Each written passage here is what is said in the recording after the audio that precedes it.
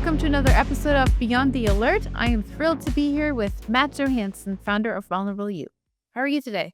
I'm doing good. Thanks for having me. Pleasure to have you on.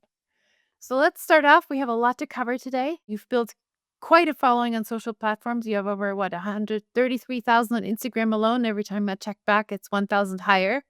That's quite a feat in the cybersecurity space. So would love to learn from you how you transitioned from head of software security at Reddit to really becoming a leading voice in the industry in a very crowded space at that. Yeah, thanks. Yeah, that number surprises me every time I look at it too. I've long been loud on the internet is how I kind of say it. I was on the earliest forms of Twitter and even kind of before that blogging a little bit. And so I've always really liked kind of doing research, sharing my voice, my thoughts on topics from the very beginning. I really, it's one of the pieces of advice that I give people trying to get into cybersecurity is just, hey, learn out loud if you can. Even if you don't feel like you're adding something, there's someone that would love to read how you figured out how to do something, even if it's like a beginner topic or watch a video about it or anything like that. So I've kind of always had that mantra. Gave a lot of conference talks over the years. And then I went to go work for some big banks and they tell you like, you cannot do any of this public facing stuff anymore. They're really kind of a little bit more stringent on PR. And then once I kind of left the big finance world, I stopped evaporating from the internet there for a few years and started to take it a little bit more seriously instead of just being loud on the internet and being a little bit more consistent and intentional about my social media usage. And yeah, it's taken off. The short form video thing surprises me every time. I like I said, long time Twitter and blogger type person. Twitter was always kind of home to me on the internet for a long time. I kind of mourn the loss of the old version of Twitter in that way. But yeah, I had someone in my life that worked at TikTok who said, "Hey, you should like you're getting a million views on these tweets. You should really put this stuff on TikTok." I was like, "I'm too old. I don't even understand TikTok." And yeah, I gave it a shot. And in the first couple of weeks doing it, I kind of hit a home run. I got a couple million views on one of my early TikTok videos. I was like, okay, I guess people want this. I guess it works. So I cross posted to Instagram, and as you mentioned, Instagram has kind of taken off and been a rocket ship for me. So Yeah, and I think it's part of your secret weapon because the rest of the cyber industry doesn't really know how well Instagram is working for you. So kudos to you for giving it a try, right? yeah, I think everyone asks, how are you so successful on Instagram? I say, I think I'm the only one. I think I'm the only practitioner over here making these short videos. There's other people making cyber content, but I think my point of view as a practitioner is rather unique in my style of content for sure. Yeah, I think from a marketing standpoint, we all put lots of stuff out there from the vendor front. It's noisy. We say all kinds of things that may or may not be true. Hopefully we don't. But everyone in the cyber industry, I think, gets really tired of just the stuff out there, right? And finding out what's true. So to me, you're one of the few voices that's a breath of fresh air of what's actually happening, what is or isn't working. And I think it's fantastic that you've struck up kind of the sponsorship combination with being your own true voice, right? And not getting bought into one corner or another to pitch other things that you don't believe in, essentially. Yeah, absolutely. I mean, because of the success, like you mentioned, I am in the fortunate position of being able to turn down, a bunch of sponsor things that come my way and really only pick ones that resonate and would have saved me time, or I was a happy customer previously, or is building something, new and unique and interesting. So yeah, it's like a cool balance that I get to strike. I think a lot of the content out there, like you said, it's either very marketing focused or maybe it's like getting into cyber focused is a lot of content that people do, or like learn to hack type content, or even like more general pop, like gen pop, like how to protect yourself from, ads or scams or whatever, right? And so I think we need more practitioners speaking to practitioners. There's a lot of us. There's a lot of us that work in InfoSec. It's a big industry. And so I encourage a lot of people to get more content out into the world. We all have some unique perspective, and a lot of us just aren't sharing it. So It's because a lot of us don't have the guts for a long time to go in front of the video and hear ourselves. yeah, there's also like, I've done a workshop on short form video a few times. I think I'm doing it again at the upcoming cyber marketing con. And yeah, I think part of it is like, you just have to break the seal. Just record your first video and then just like record one every day. Right. And that's it. Just record one every day for a few years and you too can have success because yeah, it's like people are like, how do you do it? I'm like, oh, I literally record video every single day. right? And it's just, and I've been doing it for over 2 years now, pretty much every day with like little breaks here and there. But yeah, and it's just getting over that first hump of making your first one. Like, what does this take? Like, do I have to edit it? Do I have to do it? It's like, no, just open your camera and start yapping. Yeah, I think there's benefit as well in knowing that you can come across naturally, you can make mistakes here and there, because at the end of the day, it's okay because at least you're not an AI video, right? Exactly. Like, hey, your dog just barked, right? I love that I know that you have a dog and like whatever. I like it doesn't matter, right? Like it's like we're FaceTiming, we're just talking, we've worked together a bunch, we know each other, we're having a conversation. People like this versus like if you don't, then turn on, NBC and watch the suits in the makeup and do all this other stuff, right? But I think I think this new wave of content that's doing well is very casual, very feels like you're FaceTiming a friend who's like explaining something they're passionate about, right? And we're all passionate about something. So I encourage you all to try. So on to the next question. Your newsletter is titled Vulnerable You, which is a unique name, right? And quite, I think, open, especially for the cybersecurity industry. So can you tell us more about that? Why the name? Yeah, yeah. I came up with the name a few years before I actually put pen to paper. My wife is a big fan of Brene Brown. I don't know if you know Brene Brown and public speaker, talks a lot about stuff, but Brene Brown written a bunch of books. They're really good. And she calls herself a vulnerability researcher. And I remember reading that and going, wait, me too. Like, very different type of vulnerability that we're talking about. But I've always been super passionate about mental health and especially mental health in our industry. I think is like a unique challenge that's probably underserved in both content and actual professional help or resources or anything like that. Where a burnout, like the burnout topic is almost cliche at this point to even talk about because so many people have talked about it for so long, but there's not a lot of like follow up of like, okay, cool. So yeah, this industry is burnout heavy. So what? And so, yeah, that's kind of how I fell in the name was, it's a really good play on words for me of like the cross section between cybersecurity vulnerabilities and, more emotional vulnerability. So that Venn diagram was interesting enough. The you was also like vulnerable you, like you get vulnerable and like you is in university. So a little play on words for both. I thought of it a while ago and yeah, I finally decided to launch it. And when I launched, I would write a lot of blogs about mental health. That has lost out a little bit to the cybersecurity news content, which is like the vast majority. I've even polled my audience, hey, what are you here for? Mental health content or the cybersecurity content? And the vast majority of people were for cybersecurity. So I've lost a little bit of like that, a lot of mental health writing, but I did recently launch Vulnerable You Premium. This is not, I'm not advertising it or anything like that, but The floor is yours in this episode. it is on topic because this was my way to bring it back. So I now am putting out additional content on the newsletter platform every month. And we are interviewing like very successful cybersecurity people that I know that people look up to. And I'm interviewing them about their lowlights. Like when did everything go wrong? Like just the crap stuff that they deal with and how they deal with it. Mental health struggles, personal struggles. Our first one just went live a few weeks ago and it was very grief heavy, right? And so like how they dealt with losing someone in their life in a very traumatic way and like all this kind of stuff. And it's someone that, people really look up to. And so we're gonna do a bunch of those throughout the year. So kind of bring that mental health bit back to the newsletter and also kind of give people the sense of, hey, that person that you look up to that might be like super successful in their career, they're also going through it. They don't have it all together, right? It's not all like unicorns and rainbows in their life either. So we're not alone. I think that's outstanding because we always hear about the successes and everyone looks perfect. There's such intimidation between kind of lower level title speaking to founders, executives, people who've made it, right? But reality is we would have never made it to those levels if we didn't fail over and over and get back up, but nobody ever talks about it. And for me, the true learnings really are in how did you overcome this? What did you do next? Why did you not call it quits, right? So definitely we'll have to check that out. Yeah, thank you. And I think to get more literal in cybersecurity, I think we've historically done a very bad job of exactly what you just said, sharing failures. I think cybersecurity failures come with some legal baggage, some embarrassment baggage, some what should I talk about? What should I share? And I think, in 2025, I think most teams should lean towards being more vulnerable about like whatever is going on, whatever challenges in cybersecurity they're facing. So if you've had an incident, like we've all had an incident, right? We've all dealt with something.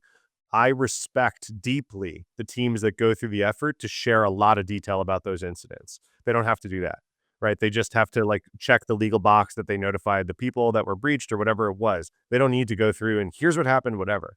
There's a lot of companies out there that give a full postmortem of exactly what happened, what failed, and we all as an industry are way better off when people do that, right? I'm thinking of like Coinbase is one off the top of my head, right? Coinbase had an incident and we got like a timeline of what happened, right? And like that level of detail is so helpful to those of us who kind of collect that intelligence and use that as, benchmarks. I mean, I talk about it when I talk about Dropzone, not to get to Dropzone, but when we talk about time saving, it's like a lot of those benchmarks in like incident response time saving that I'm coming to the table with in my videos are from reports that the company didn't need to write. Hey, here's exactly what happened. Here's how fast we responded. Here's what they were able to get done in the time before we had them shut out. Like that level of detail is not required. And it's so, so helpful for all of us to go, okay, crap, I need to get my playbook down under 30 minutes because I now have evidence that within 30 minutes they've done XYZ thing. Right. And that takes vulnerability. That takes like, guts. That takes a lawyer that's on your side, all this kind of stuff. So, Yeah, I think company size might have something to do with that, with as to how much you can get away with, but certainly understand because those are really the times that count. And if you have your stuff straight, know what to do next, you're in a much better spot, right? Because it is the outliers. You can only train so much in outliers, and there will always be a new type of attack. yep. And then I mean, even out of incident response, the like personally, it's always like I love salary transparency conversations. I love, you know, people getting on and talking about their experience working for a certain company or a certain leader, right? That takes vulnerability too, of like coming forward and saying all of these different things. We're all better off when those brave people get vulnerable. And so that's kind of the genesis of my whole idea. Yep. I agree, and I think with the onset of AI, right, that'll become more and more key that the EQ is there and we're sharing it in terms of the relationships and what's working, what isn't, because the rest will kind of just seem like a distant thing out there without any emotion whatsoever. And a huge part of our work is, are we really happy? Do we have a leader who has our back? Can make or break you next to the fatigue of things. You've mentioned this concept of humans to the power of AI rather than AI replacing humans. Can you elaborate a little bit as to what you mean by that, especially for SOC teams who are constantly hearing that their jobs are going to be automated or the autonomous SOC, which sounds very negative, right? Yeah, yeah, yeah. I've been doing a lot of live streaming lately. It's kind of a newer thing that I'm doing, some of the most common questions I get when I'm live is, "Hey, should I even bother getting into this field?"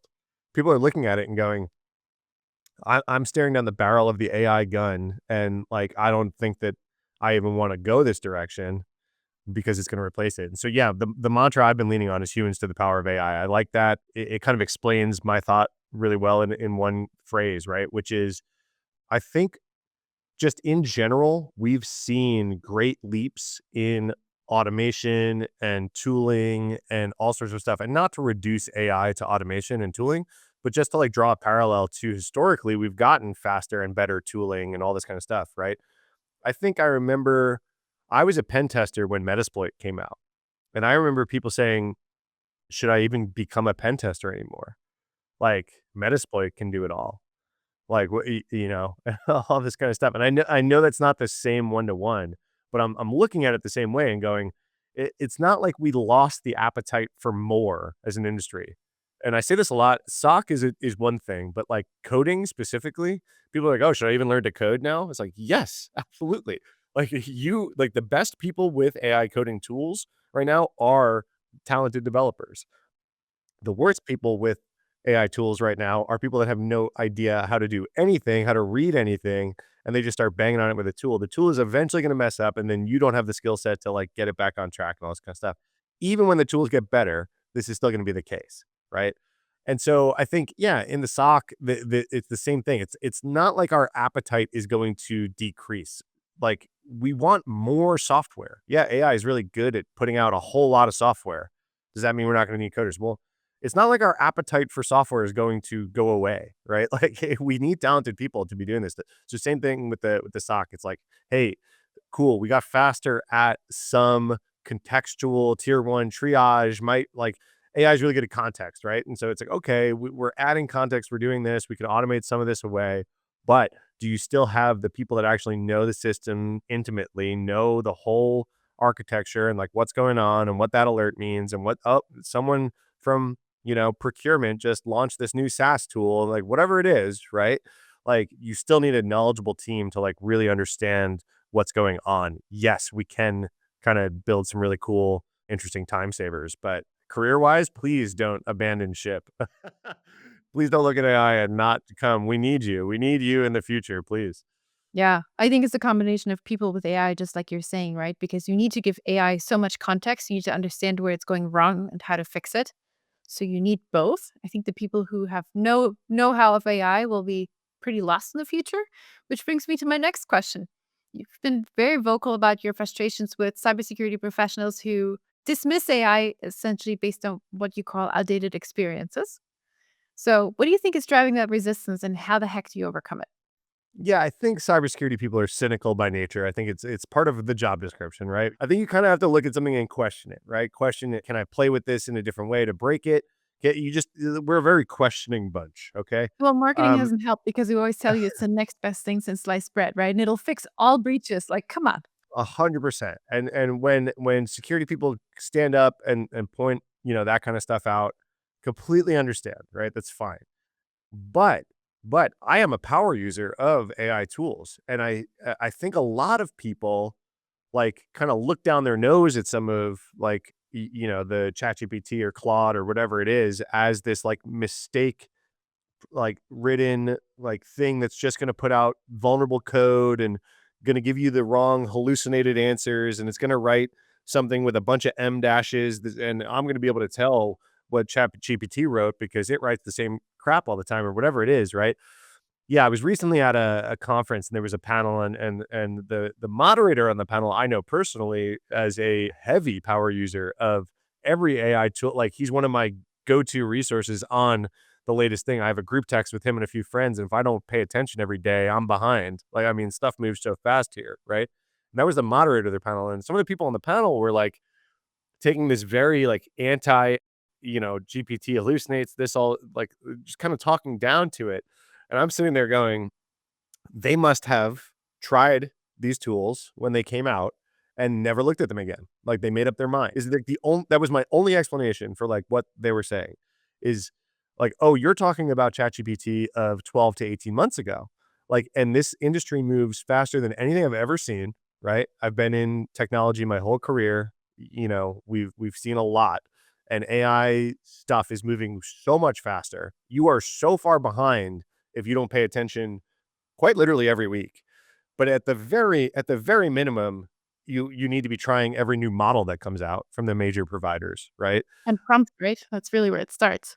Right. At the very minimum, you have to be kicking the tires with the new major models. But then I mean there's just so many other tools, right? Like Cursor came out and Cursor's got all this other stuff under the hood. And then Windsurf, how's Windsurf different than Cursor? And then, you know, that group text I was talking about, I remember I went away for Christmas and they were talking about something and they were talking about root code. So if your listeners are AI developers, they'll know what root code is.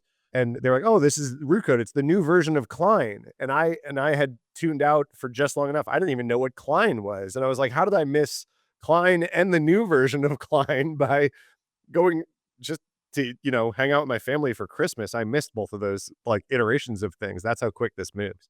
So yeah, I try to encourage people to like not take such a cynical view. Of course, there are weaknesses. Of course, marketing about it kind of sucks sometimes, right? But I think the hands-on experience with the modern tools and the modern models is like super, super important. And I think people that are discounting it are doing themselves and their companies a disservice because there's a lot of optimizations and things like that that you could be doing if you had kind of integrated this into your workflow. It gave you a giant sigh of relief if, once you figure this stuff out. You're like, oh, my life could have been so much easier. Yeah. Yeah. So, walk us through some of your personal AI workflows. I know you use tools like Whisperflow, Claude. You integrate that with Obsidian. How's that transformed your kind of day to day, and what would you? I guess we've covered part of this, right? How to think of AI, but what would you kind of give for advice to the audience?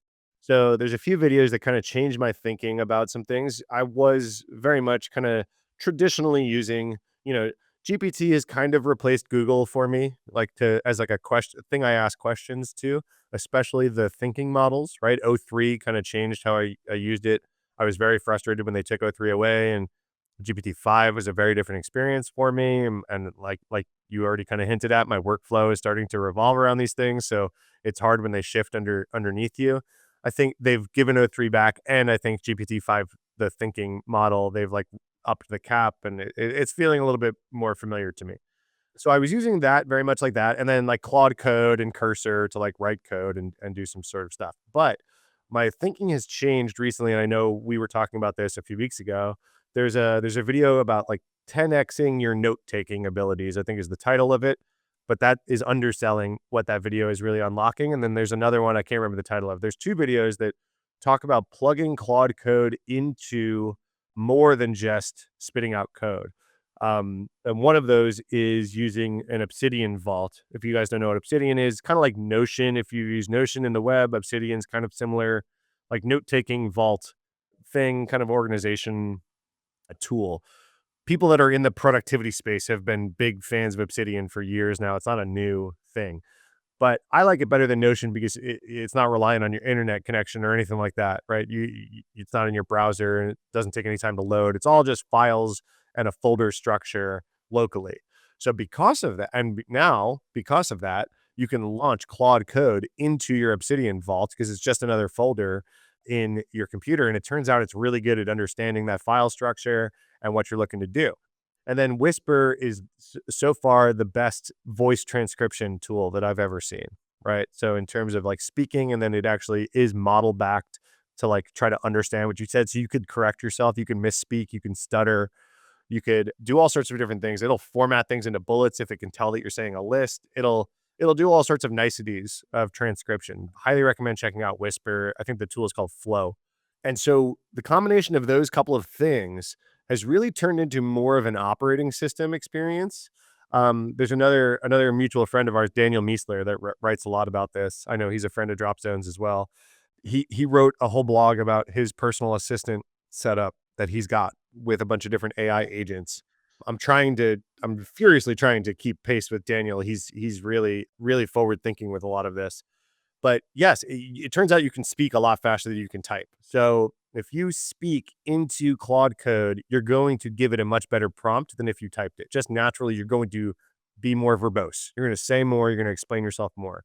And so then one of the videos that I'll link, the other unlock that they did was actually installing it as a GitHub app.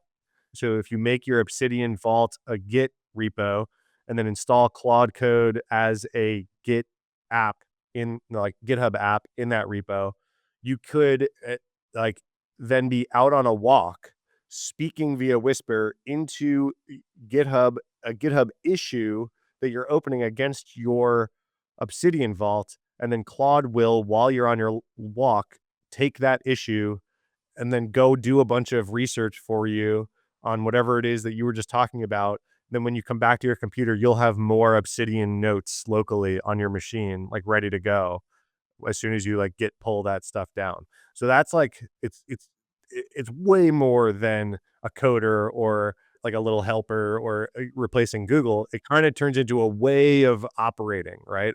It really turns into an operating system. And then think about the uptick in creativity. If you're going for a walk, you can be more creative, right? Forward thinking, then you add that right back into all those systems. Yeah, and so Daniel, like I said, he's really big on universal capture. Like all the ideas or conversations that he's having, he wants to capture the crux of because it could be good context. Like I'm going to say context a million times in this conversation, because that's really the key of like leveraging AI to the way that you want it to is by giving it the right context and the right amount of context. You can't say it enough Yeah. in my Yeah, mind. yeah, it really is it, right? It's like what everyone's chasing right now is how do I like build the right piping and scaffolding around the context to the model to get it to do the right thing. So like we've got these little toys, there's like these little pendants that you can wear with microphones that can like so again, another tool to like transcribe and walk and talk or if like you're on a phone conversation and you can like turn this kind of thing on and be like, "Hey, what, you know, ask your AI assistant, "Hey, what did say, and like I told Anne I would do something in September, for her. What was that? Right? Like those kinds of things become easier once you're like universally capturing everything. Outstanding. Thank you for all the input. So from your perspective on the security side, what are some of the biggest opportunities, not just in terms of efficiency, but also risk reduction when you're using AI? Yeah, I think a lot of the boots on ground security stuff that I've been excited about is in time saving, like I said. So the North Star every time I've run any security program or any part of a security program is kind of that 30-minute bar, like, or sub 30 minutes, be able to do whatever you're trying to do, because that's the speed at which a lot of these threat actors can move at. And if you can get under that 30-minute bar, even if you can get like closer to that 10-minute bar, like you're really shutting down even some of the most advanced threat actors' ability to do what they want to do, right? Steal data, ransomware type deployments, whatever it is, right? The faster you can get, the better. So I think that's where really we're going to see a lot of the stuff on AI level up. One of the other things I'm most excited about is natural language, right? And context and all this kind of stuff. So if I get paged at 1 o'clock in the morning and I am like on incident response, like trying to get to, something, and I have to try to remember the like variable name for like something, a system that I don't interact with all the time.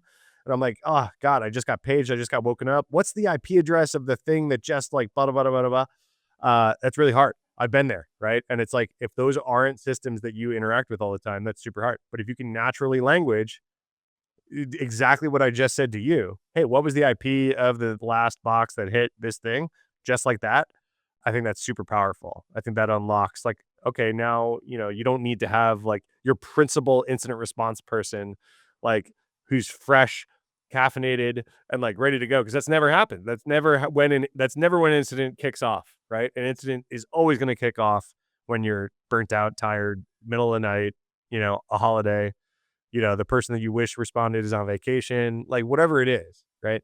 And so again, AI having the context of what that person would know how to do and being able to do it with a lower skilled person or maybe a lower capable person at that moment, not saying anything about like the person, but just like me, I was the leader of the team. I didn't necessarily have the hands-on like hop in the sim and within a few minutes be able to answer my question because that wasn't my day job. So I was like a lower capable person in this incident. Man, if I could have had a natural language assistant to hop in there and been like, yeah, here's all the information you need. Whew, that would have been amazing. I'm thinking of a very specific incident, if you can't tell. I'm thinking of a very specific incident I responded to where I didn't sleep for about 4 or 5 days. That if I could have sped up that first hour, Yep. would have been a lot easier. All right.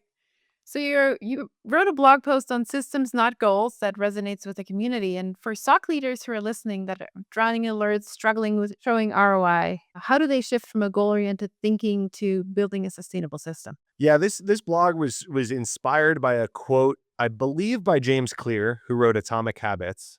I don't know if he's the originator of the quote or if just how I found it, but he talks about like you don't like achieve. I can't remember the exact quote off the top of my head, but you're not gonna like achieve your goals. You're gonna fall to the like where your systems lie. Right? It's kind of like the floor is your systems, not the ceiling of your goals. Is like what you should be focusing on. Right? It's kind of the picture that he paints. And I think that's really, really applicable in cybersecurity, right? I can say this 30-minute goal all day. Actually, I did. I have in previous jobs. Say, I would like to be able to answer this question in sub 30 minutes. I don't think by the time I left that job that happened, right? It's a hard North Star that I set for my team. But the way to actually do that is by building as many systems as possible that aren't like load bearing on a single person, which a lot of people do. A lot of people, oh, I have a system. Well, does your system involve someone with a proper name? Yeah. Who's on PCO? It's like, oh, that system, I need to call Matt for that system to kick off and like work properly. You don't have a system. You have a superhero, right? And that's very, very different. And so, yeah, that's kind of the genesis of that. I think it's like super true in cybersecurity, not just in like habits or whatever James Clear talks about it in. Yeah. Even translatable to other industries, right? We see that on the marketing side with data. If we don't have the data, we can't tell the story. Doesn't matter what the goal is, right? Yeah, I think a lot of that has to do with like playbook creation, but also automations. I mean, it's just, yeah, it's like, I can't say it enough. Your systems can't rely on like an individual. It needs to be automated. Well, the systems too, right? If you don't have that process built in, to your point, you find your spend most of your day searching for stuff. Where was this? Where did I leave it? I mean, I did it to you the other day. Hey, do you have the call transcript? Right? Racking my brain of where I took my notes because I did not use the AI transcriber at the time, and you saved me. But I could have spent hours searching. Yeah, like we're going back to the previous topic. I think not optimizing your personal workflow, right, means that you're kind of reinventing the wheel every day, right? Like when anything that you're manually doing, like consistently, is an opportunity, right? To be like, okay, what can I bring in here? There's another really good book to kind of like wire people this way, called "Buy Back Your Time." It's like, what are things that you're spending time on that you could hire someone to do for you, right? It's kind of geared towards business owners, but the concept I think is really important, especially now in the age of AI, because now you can start to look at it and go, what do I spend time on a lot that I could either drastically speed up or completely get off my plate if I can, write an agent that can help me do a lot of that. I've certainly done it with my newsletter. I used to manually collect a lot of stories and all this kind of stuff, and I now have a system that can collect top stories for me. So at least a portion of my newsletter news is collected, formatted, like the proper link in the right, font, and all this kind of stuff. So I've built a system that does that for me without having to like hire someone. But that the concept is really important. All right, you touched on mental health earlier. I think so few people have the guts to talk about it, but everybody has something or other going on or knows someone, right? You can only help others and help your organization if you've helped yourself. So, mental health and cybersecurity, you've obviously written about extensively. You have your new kind of subscription model that people should tune into and check out earlier in the episode. So, how do you think AI tools can help someone address some of the burnout and stress that's really endemic to the field? Yeah, I think this is a really good question because I think it's a double edged sword a bit in like you could also go too far in this direction and cause yourself more stress. We're seeing things like AI psychosis and like AI, like there are people that are prone to mental health issues that are using AI, misusing AI in a way that they're going kind of too far over the cliff, right? So like, I think it's a very good question, but people need to be a little bit self-aware, right, of their own struggles. And if they're prone to anything of the sort, or if they start to see it, like even like things like I did a webinar recently with a neuroscientist about burnout. It was a really cool webinar that I did with another company that brought me on to bring like the SOC incident responder point of view, and then they brought like a literal neuroscientist from some Ivy League institution who wrote the book on some of this stuff to talk about it. So we both learned a lot talking about it. Some of the common sense stuff that he even brought up was like, hey, are you sleeping correctly? Are you eating properly? Are you exercising? I mean, things just of like taking care of yourself that, don't get talked about enough when it comes to technology or even mental health in cybersecurity or anything like that. People, meditation apps and, like, I don't know, like throw, breath work or throw like, or some drug or something like that. Right. And this guy's like, are you getting enough sleep? Like, did you eat any or vegetables today? Like, you know, and it's like, oh, we kind of laughed about some of the basics, right? But even that, I promise I'm getting to your question. Like sometimes people who track their sleep, depending on the type of personality you are, you get worse sleep if you're tracking it because you're stressed when you wake up. What's the score going to be on like my ring or whatever it is? The certain type of person, just the act of tracking actually has a negative impact because of who they are. They have anxiety about am I gonna am I gonna score good on my sleep app tomorrow, right? And it actually negatively impacts them. So I think very, very similar here, right? I think there are lots of ways that you can lean on some AI agents or automations to take some stuff. Like, do you absolutely hate something? Like, can you automate it? That will have a net positive impact on your mental health and your burnout for sure, and your stress for sure. But this comes with a word of warning, right? About over optimization and kind of new stressors and new kind of like anxieties that might come out of it. Fascinating. I never thought about it from that perspective, but makes Perfect sense. Yeah, it's there. It's there. I've when you talk a lot on social media, your DMs get filled with interesting people.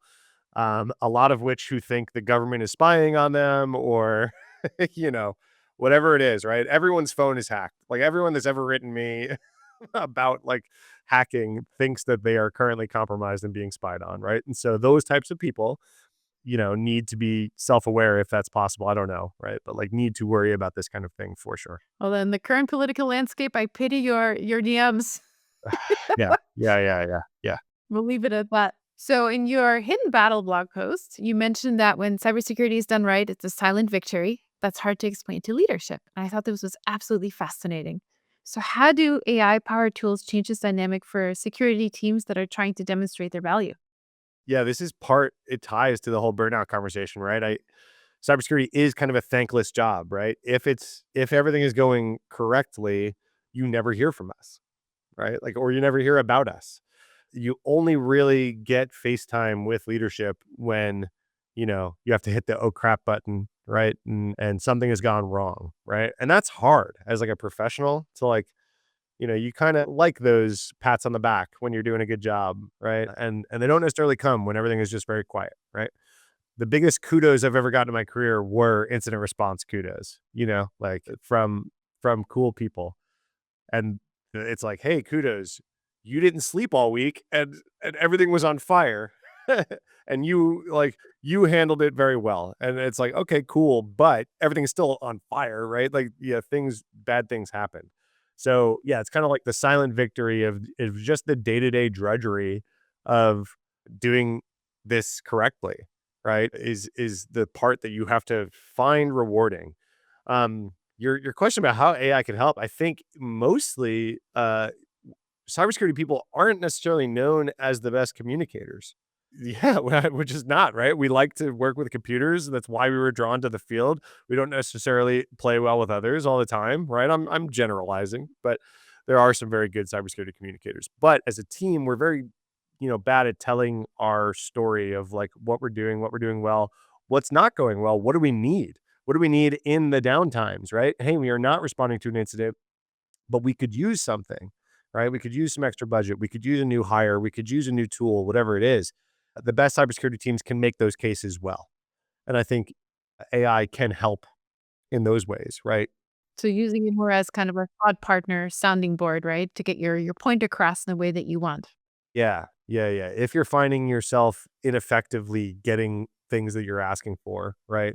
I know I have a close colleague that kind of it has an Obsidian vault with like people in it and kind of notes on people and their latest interactions. And AI, like his AI assistants, have helped him kind of develop almost personality types of the people and how they like to be interacted with in order to like whatever. And he uses that to like tailor his communication like across the team, which is a really interesting thing. I've not optimized that well, but I can see people doing that for sure.